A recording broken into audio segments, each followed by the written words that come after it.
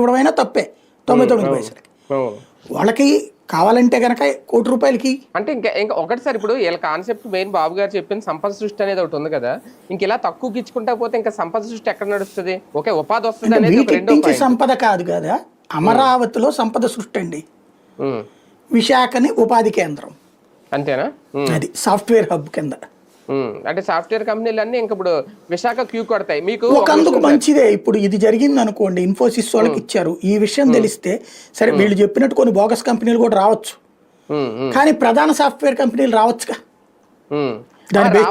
ఇంకొక విషయం కూడా, ఇప్పుడు మన మీడియాలో ఎలాంటి పరిస్థితి, ఇప్పుడు చూడండి మీరు విజయవాడలో ఒక ఛానల్ పెట్టి నడవడానికి ఇబ్బంది లేక ఎలా అయితే మీరు చేసిన ఛానల్ ఒకటి తీసేశారో ఎత్తేసారో, అలాగే ఇప్పుడు మీరు ఫర్ ఎగ్జాంపుల్ ఒకటి చెప్తాను సార్, కాకినాడలో ఒక సాఫ్ట్వేర్ కంపెనీ ఉంది సార్, పేరు చెప్పను నేను.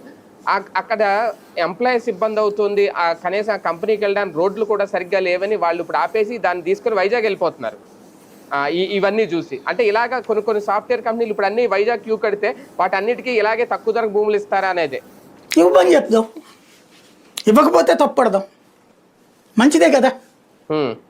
ఒక హబ్ తయారవుతుంది. ముందైతే ఒకటి బిగిన్ అయితే, ఇప్పుడు ఫస్ట్ ఫేజ్లో 25 లక్షలకి 50 లక్షలకి ఇచ్చారు హైదరాబాద్లో భూమి.